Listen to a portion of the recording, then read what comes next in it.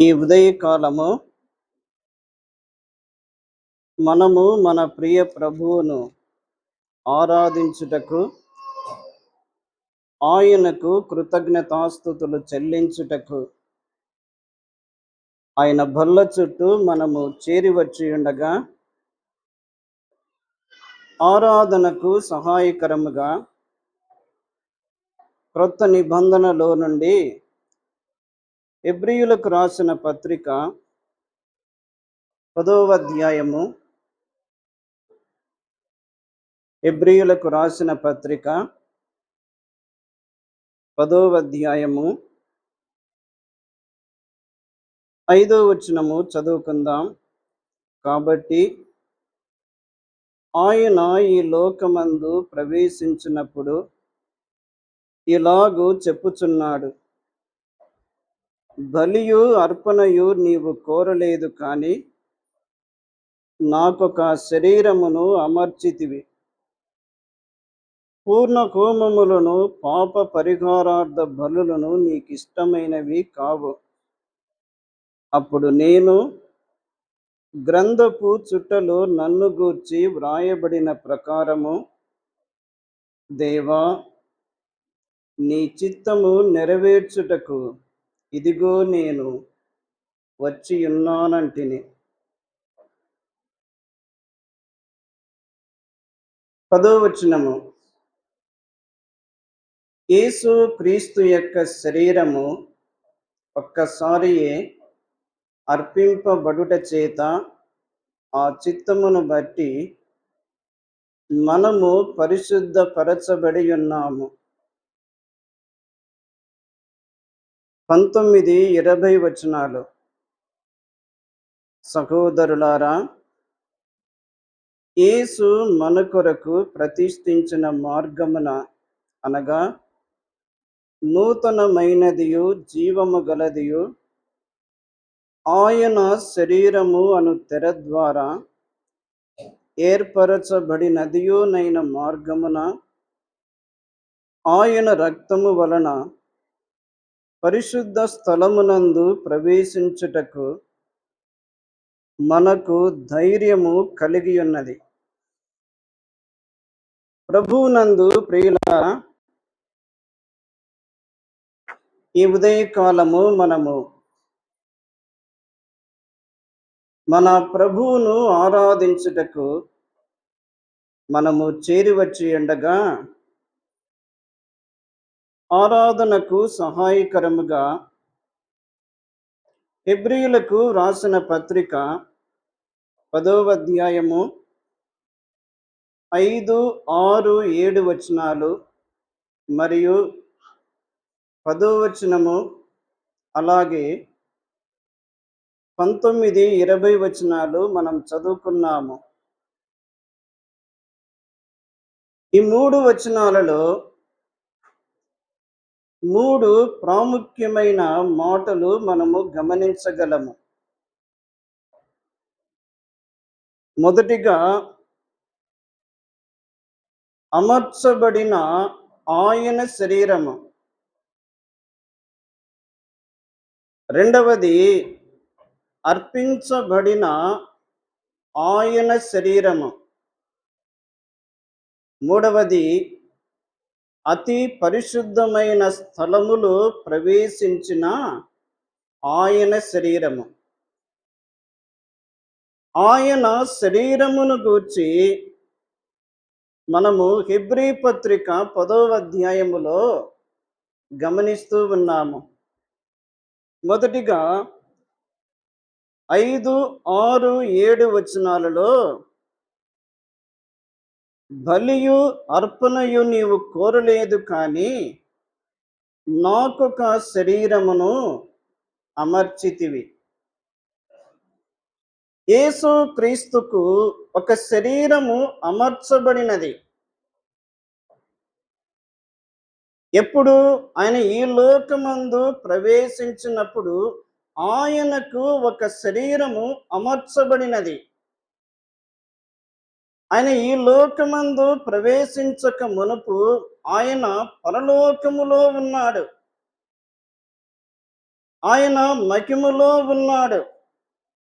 ఆయన నిత్యత్వములో ఉన్నాడు. ఆయన ఏ మనుష్యుడును సమీపింపరాని తేజస్సులో ఉన్నాడు.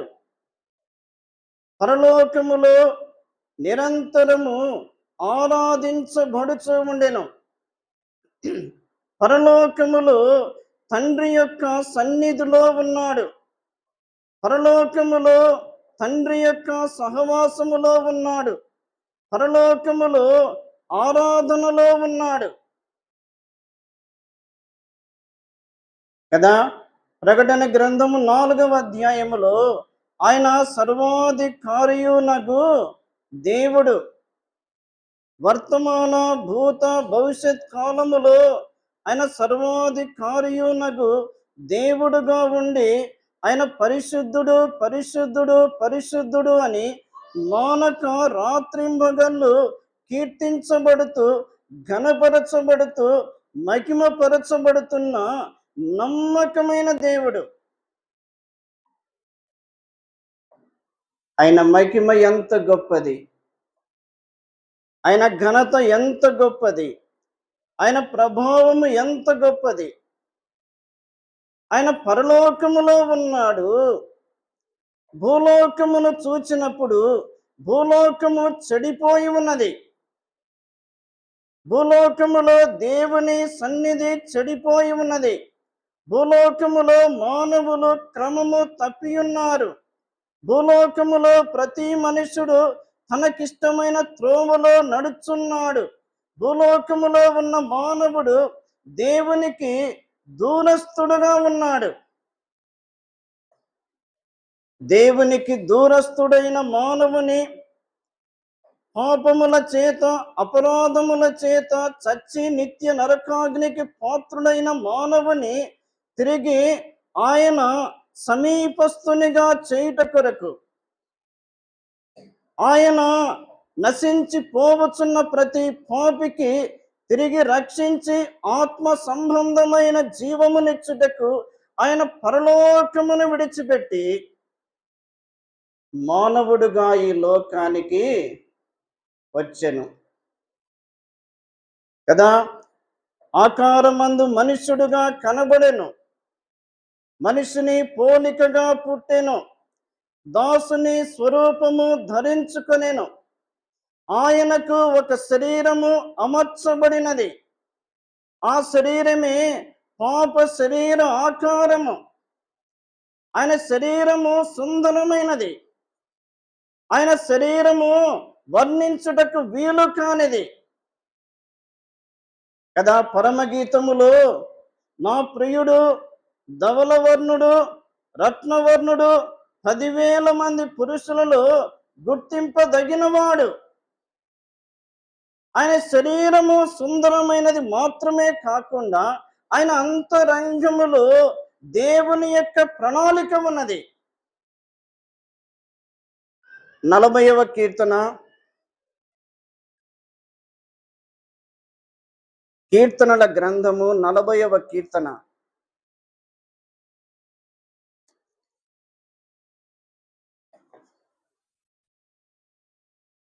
7వ వచనములో, అప్పుడు పుస్తకపు చుట్టలో నన్ను గూర్చి వ్రాయబడిన ప్రకారము నేను వచ్చియున్నాను. నా దేవా, నీ చిత్తమును నెరవేర్చుట నాకు సంతోషము. నీ ధర్మశాస్త్రము నా ఆంతర్యములో ఉన్నది. యేసు క్రీస్తు ప్రభు యొక్క ఆంతర్యములో దేవుని యొక్క ధర్మశాస్త్రము ఉన్నది. ఆయన ఆంతర్యములో దేవుని చిత్తము నెరవేర్చబడుట, దేవుని చిత్తము నెరవేర్చబడుటకే ఆయనకు ఒక శరీరము అమర్చబడినది. నశించి పోవచున్న ప్రతి పాపిని రక్షించుట కొరకే ఆయనకు ఒక శరీరము అమర్చబడినది. ఆయన ఆంతర్యములో దేవుని యొక్క ప్రణాళిక ఉన్నది. ఆయన ఆంతర్యములో దేవుని యొక్క చిత్తము ఉన్నది. ఆయన ఆంతర్యములో దేవుని యొక్క ధర్మశాస్త్రము ఉన్నది. ఆయన ఆంతర్యములో దేవుని పని నింపబడి ఉన్నది. అందుకే యేసు క్రీస్తు ప్రభు మానవుడుగా లోకానికి వచ్చెను. ఆయన శరీరము సుందరమైనది, ఆయన ఆంతర్యము కూడా శ్రేష్టమైనది కదా. హెబ్రీ 7:26 ప్రకారము ఆయన పవిత్రుడును, నిర్దోషియు, నిష్కల్మషుడును, పాపులలో చేరక ప్రత్యేకముగా ఉన్నవాడు. ఆయనకు ఒక శరీరం అమర్చబడుట మాత్రమే కాకుండా ఆ శరీరమునకు ఒక పని ఏర్పాటు చేయబడినది. ఏమిటి ఆ పని అంటే 10వ వచనములో, హెబ్రీయులకు రాసిన పత్రిక 10వ అధ్యాయం 10వ వచనములో, యేసు క్రీస్తు యొక్క శరీరము ఒక్కసారియే అర్పింపబడుట చేత, యేసు క్రీస్తుకు ఒక శరీరము అమర్చబడుటలో దేవుని యొక్క ప్రణాళిక ఉన్నది, దేవుని యొక్క చిత్తము ఉన్నది, దేవుని యొక్క ఉద్దేశము ఉన్నది. ఆ ఉద్దేశమే సర్వలోక మానవాళి పాప పరిహారము కొరకై ఆయన శరీరము అర్పించబడాలి. ఆయన శరీరము అర్పించబడుట కొరకై ఆయన ఈ లోకములో ఆయన 33 సంవత్సరాలు ఎంతో శ్రేష్టమైన జీవితము జీవించాడు. ఆయన అంతరంగములో దేవుని యొక్క ప్రేమ నింపబడి ఉన్నది. ఆయన పవిత్రుడుగా, నిర్దోషిగా, నిష్కల్మషుడుగా, పాపులలో చేరక ప్రత్యేకమైన జీవితము జీవించి అనేకులను ప్రేమించెను. మాత్రమే కాకుండా తండ్రి గడియ వచ్చినప్పుడు యేసు క్రీస్తు తన్ను తానే అప్పగించుకొనెను. గెత్సెమనే తోటలో తండ్రి గడియ రానే వచ్చింది. యేసు క్రీస్తు తన్ను తానే అప్పగించుకున్నాడు. అన్యాయపు తీర్పును పొందెను. అన్యాయపు తీర్పును పొందెను. తల మీద ముళ్ళ కిరీటము, ఘోరమైన సిలువ ఆయన వీపు మీద వేయబడి ఉన్నది. యేసు క్రీస్తు ప్రభు ఆ ఘోరమైన సిలువను మోయటం మాత్రమే కాకుండా లోక మానవాళి యొక్క పాప భారమును ఆయన శరీరమందు భరించుచు యెరూషలేము వీధులలో ఆయన ప్రయాణము చేయుచున్నాడు. దూషించారు, హేళన చేశారు, అవమానపరిచారు, పిడిగుద్దులు గుద్దారు.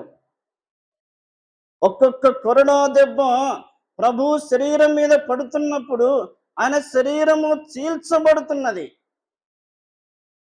ఆయన తల మీద ముళ్ళ కిరీటం పెట్టబడినప్పుడు ఆ ముళ్ళ కిరీటమును ఒత్తుతున్నప్పుడు ఆ తలలో నుండి రక్తము కారుతూ ఉన్నది.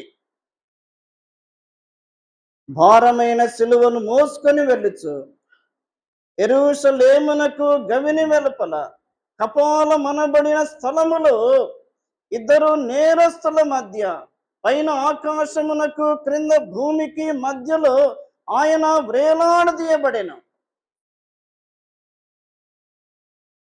ఆయన శరీరము అప్పటికే రక్తపు ముద్దగా మారిపోయింది.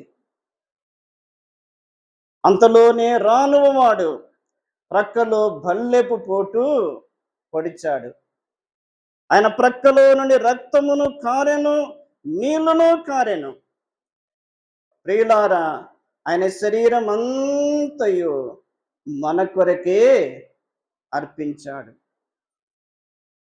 క్రీస్తు మనలను ప్రేమించి మనము పరిమళ వాసనగా ఉండుట కొరకై క్రీస్తు తన్ను తాను దేవునికి అర్పణముగాను బలిగాను అప్పగించుకొనెను. గలతీ పత్రిక 1వ అధ్యాయము 4వ వచనములో వ్రాయబడి ఉంది. గలతీ పత్రిక మొదటి అధ్యాయము 4వ వచనము.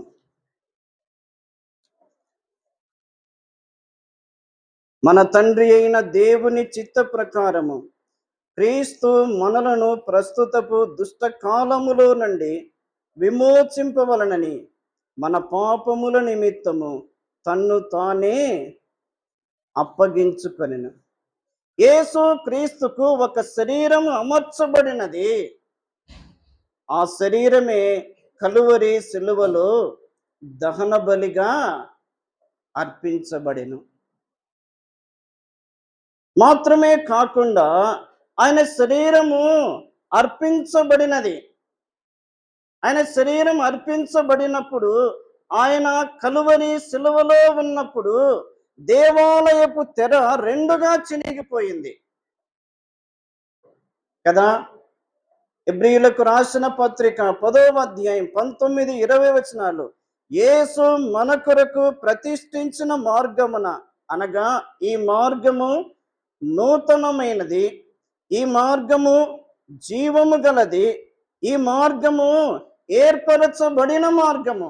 ఆ మార్గములో మనలను నడిపించుట కొరకై ఆయన మనకంటే ముందుగా తన శరీరమును సంపూర్ణముగా సమర్పించెను. యేసు క్రీస్తు చనిపోయెను, సమాధి చేయబడెను. పాప శరీర ఆకారము అమర్చబడిన శరీరము కలువరి సిలువలో దహన బలిగా అర్పించబడిన ఆయన శరీరము ఆ సమాధిలో పాతి పెట్టబడెను. అయితే లేఖనముల ప్రకారము దేవుడు మృతులలో నుండి లేపెను. మృతులలో నుండి లేపబడిన యేసు క్రీస్తు శిష్యులకు తన్ను తాను ప్రత్యక్షపరచుకొని ఆయన పరలోకమునకు ఎక్కి వెళ్ళెను. ఆయన పరలోకమునకు ఆరోహణమాయెను. ఆయన అతి పరిశుద్ధమైన స్థలములోనికి ప్రవేశించెను. ఆయన అతి పరిశుద్ధమైన స్థలములో ప్రవేశించి తండ్రి కుడిపార్శ్వమున పరిశుద్ధుల కొరకై విజ్ఞాపనము చేయుచున్నాడు. ఎంతటి శ్రేష్టమైన ప్రభు! అమర్చబడిన ఆయన శరీరమును ఈ ఉదయకాలం మనము తలపోసుకోవాలి. అర్పించబడిన ఆయన శరీరమును ఈ ఉదయకాలము తలపోసుకోవాలి. మహిమలో ప్రవేశించిన ఆయన శరీరమును ఈ ఉదయకాలము తలపోసుకోవాలి. ఆయన శరీరం యొక్క బలి అర్పణ ద్వారా, ఆయన మరణ పునరుత్థానము ద్వారా ఆయన మనలను విమోచించాడు. అంధకార సంబంధమైన అధికారములో నుండి విడిపించి విమోచించి తన రక్తము ద్వారా మనలను కొని దేవునికి ఒక స్వాస్థ్యముగా చేసుకున్నాడు. దేవునికి ఒక సొత్తుగా చేశాడు. ఆయన స్వరక్తమిచ్చి సంపాదించిన సంఘములో మనలను చేర్చాడు. మనలను ఆరాధికులుగా చేశాడు. ఇట్టి ప్రభువు యొక్క ప్రేమను మనము ఏమని వర్ణించగలం? ఎంత వర్ణించగలం? ఎంత వర్ణించినా తీరదు ఆయన రుణము. ఈ ఉదయకాలము ఆయన బల్ల యొద్దకు చేరి వచ్చి ఉండగా తలలు వంచి మన హృదయాలు కుమ్మరించి ఆయనను తలపోసుకుంటూ ఆరాధనలో ముందుకు సాగి వెళ్ళుదాం.